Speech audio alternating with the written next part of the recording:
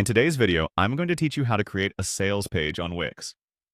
Whether you're new to Wix or looking to optimize your site for sales, this tutorial is for you. We're going to walk through each step together, ensuring that by the end, you'll have a fully functional sales page that's ready to impress your visitors. Let's get started by heading over to the Wix website editor. This is where all the magic happens. If you're not already logged in, make sure to do so. Once you're on the editor page, look for the option that says Add. This is usually located on the left-hand side of your screen.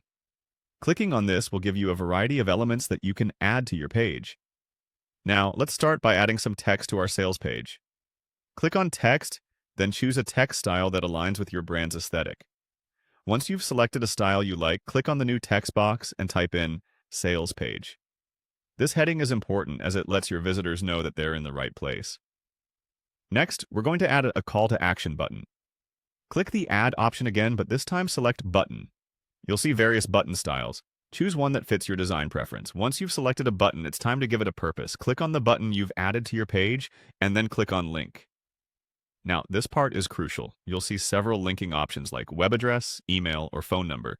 But for a sales page, you'll want to link to a specific page on your site.